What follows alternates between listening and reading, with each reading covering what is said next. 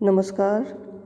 अर्धचालकों में दाता एवं ग्राही स्तर किसे कहते हैं, उसके बारे में हम थोड़ा सा प्रकाश डालेंगे। अर्धचालकों में हमने देखा है कि यदि हम अशुद्धि उसमें मिला देते हैं तो वो अपद्रव्य अर्धचालक बनते हैं।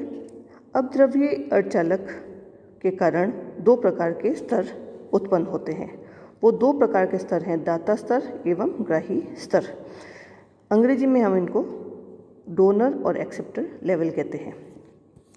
नेज अर्धचालक के उदाहरण हैं जर्मेनियम अथवा सिलिकॉन।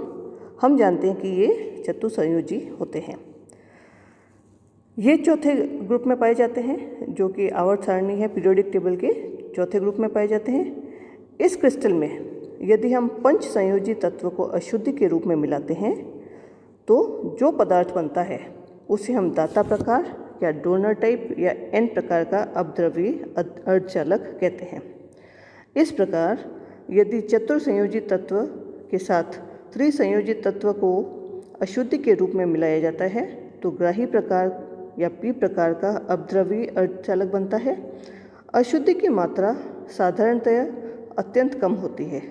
उदाहरण के लिए मूल क्रिस्टल के लगभग 10⁷ परमाणुओं की तुलना में अपद्रव्य का मान 1 परमाणु होता है। ये इसका रेशियो होता है। अब हम थोड़ा सा विस्तार में बताएंगे कि दाता प्रकार या एन प्रकार का अपद्रव्य अर्धचालक या डोनर टाइप या एन टाइप एक्सट्रिंसिक सेमीकंडक्टर क्या होता है।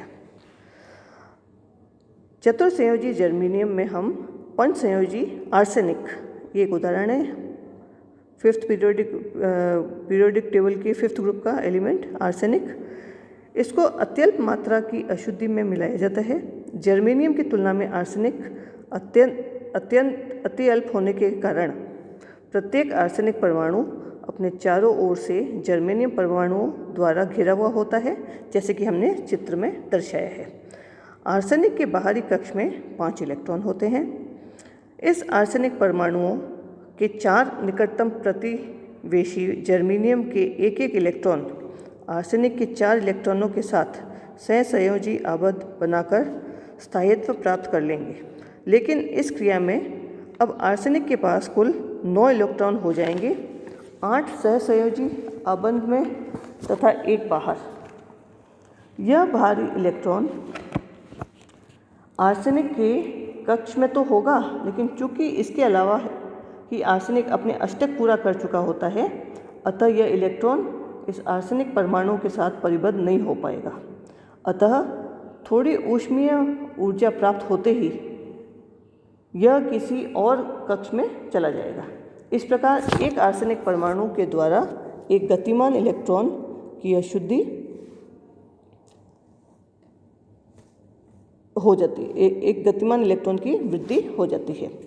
इस इलेक्ट्रॉन की ऊर्जा आर्सेनिक के कक्ष की मूल ऊर्जा से अधिक होगी, क्योंकि इसकी आर्सेनिक के साथ परिबद्धता नहीं के बराबर होगी। अतः इस इलेक्ट्रॉन एक ऐसे ऊर्जा स्तर ईडी पर रहेगा, जैसे कि चित्र में दर्शाया हुआ है, नीचे वाले चित्र में एक ऐसे ऊर्जा स्तर ईडी पर रहेगा जो चालन बैंड से थोड़ा ही नीचे होगा। इस प्रकार जर्मेनियम के साथ जितने आर्सेनिक परमाणु मिलाए जाएंगे उतने इलेक्ट्रॉन 0 केल्विन पर ईडी स्तर पर उपस्थित रहेंगे, जैसे कि हमने चित्र में देखा है। सामान्य कक्ष जिसका ताप रूम टेम्परेचर पर 300 केल्विन पर, यह इलेक्ट्रॉन इतनी ऊष्मीय ऊर्जा प्राप्त कर लेंगे कि आसानी से चालन बैंड में ये पहुंच जाते हैं। इस प्रकार कोष्ठ ताप पर केवल ऊष्मीय उत्तेजना से प्राप्त इलेक्ट्रॉन होल युग्म अलावा चालन बैंड में हमें बड़ी संख्या में अतिरिक्त इलेक्ट्रॉन प्राप्त हो जाएंगे, जिससे इस पदार्थ की चालकता बहुत बढ़ जाती है।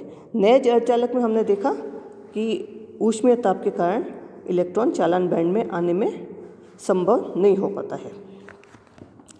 सामान्य ताप पर इस क्रिया में प्रत्येक आर्सेनिक परमाणु द्वारा एक इलेक्ट्रॉन मूल पदार्थ को दान के रूप में मिलेगा। अतः जर्मेनियम के लिए आर्सेनिक अशुद्धि दाता के रूप में होगा।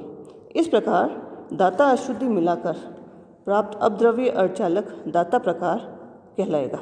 सामान्य कक्ष ताप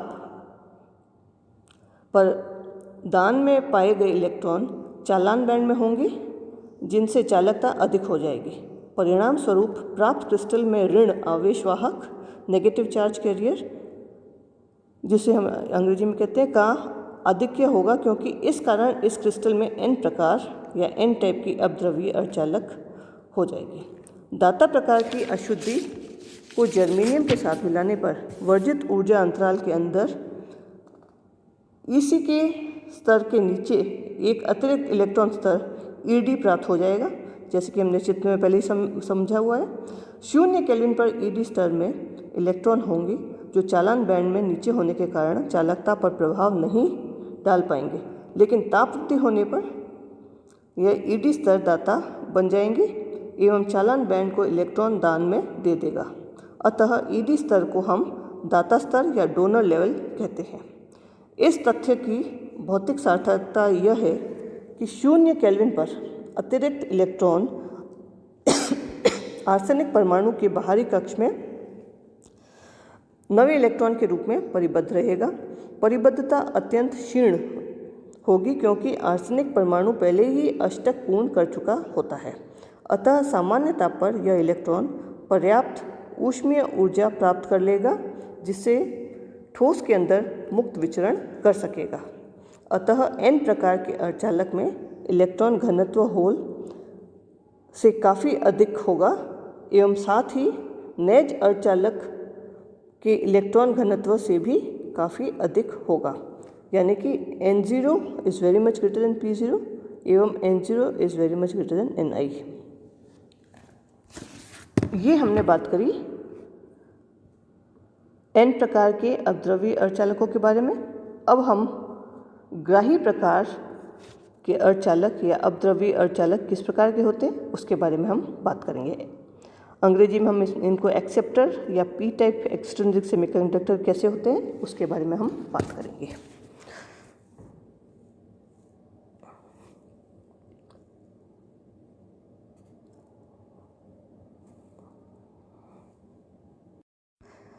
ग्राही प्रकार या P प्रकार के अपद्रव्यीय अर्धचालक, जिनको हम एक्सेप्टर टाइप या P टाइप एक्सट्रिंसिक सेमीकंडक्टर कहते हैं, ये चतुर्संयोजी जर्मेनियम या त्रिसंयोजी गैलियम को अत्यल्प अशुद्धि के रूप में मिलाकर परिणाम का अध्ययन करेंगे।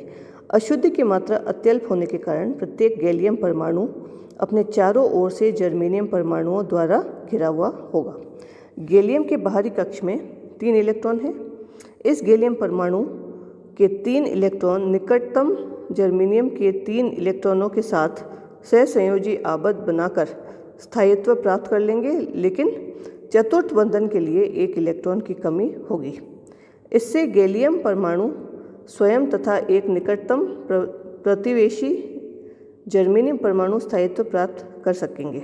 स्थायित्व प्राप्ति के लिए ये दोनों परमाणु किसी भी तरह 1 इलेक्ट्रॉन प्राप्त करना चाहेंगे, जिसे प्राप्त करते ही वे दोनों अपना अष्टक पूर्ण कर लेंगे।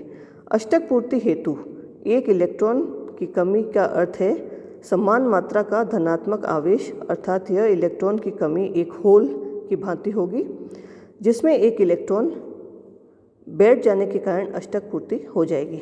इस प्रकार प्राप्त होल को हमने चित्र में देखा है, जैसे कि नीचे दर्शाया गया है। इस प्रकार जर्मेनियम क्रिस्टल में जितना गैलियम परमाणु मिलाए जाएंगे उतने ही होल क्रिस्टल में अतिरिक्त पैदा हो जाते हैं। जिन दोनों परमाणुओं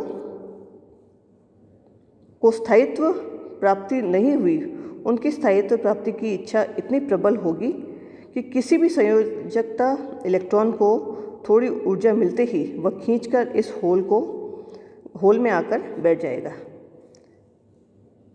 यह होल धनात्मक आवेश लिए हुए है, यह अन्य संयोजकता इलेक्ट्रॉन को खींचता रहेगा। किसी भी संयोजकता इलेक्ट्रॉन को कहीं से भी थोड़ी ऊर्जा प्राप्त होने से वह इस होल पर आ जाएगा। इस आबाद में उठकर यह इलेक्ट्रॉन आया है, अब वहाँ होल बन जाएगा। इस प्रकार सहसंयोजी आबंधों में अंदर होल को संचरण होगा। दूसरे शब्दों में क्रिस्टल के अंदर संयोजकता बैंड में होल गतिमान होकर क्रिस्टल की चालकता बढ़ा देंगे। 0 केल्विन पर एक गैलियम जर्मेनियम युग्म में एक होल ऐसा होगा जिससे संयोजकता बैंड में कोई इलेक्ट्रॉन थोड़ी ऊर्जा प्राप्त कर पहुंच सकता है। अतः इस होल की संगत ऊर्जा संयोजकता बैंड में थोड़ी ऊपर होगी। इस प्रकार 0 केल्विन पर संयोजकता बैंड में इलेक्ट्रॉन बने रहेंगे तथा प्रत्येक गैलियम के संगत एक एक होल ईवी स्तर में थोड़े ऊपर ईए स्तर पर होंगे, जैसे कि हमने चित्र में दर्शाया है। सामान्य कोष्ठ ताप मतलब कि 300 डिग्री केल्विन पर संयोजकता बैंड के इलेक्ट्रॉन इतने ऊष्मीय ऊर्जा प्राप्त कर लेंगे कि वे आसानी से ईए स्तर पर उपलब्ध अवस्थाओं होलों पर चले जाएंगे, जिससे संयोजकता बैंड में बड़ी संख्या के अतिरिक्त होल उत्पन्न हो जाएंगे, जिनकी उसी बैंड में गति के कारण इस पदार्थ की चालकता बढ़ जाएगी। ये हमने बात करी पी प्रकार के अपद्रव्य अर्धचालक। और हम देख सकते हैं कि जो ईए वाला स्तर है वो संयोजकता बैंड के नज़दीक होगा। धन्यवाद।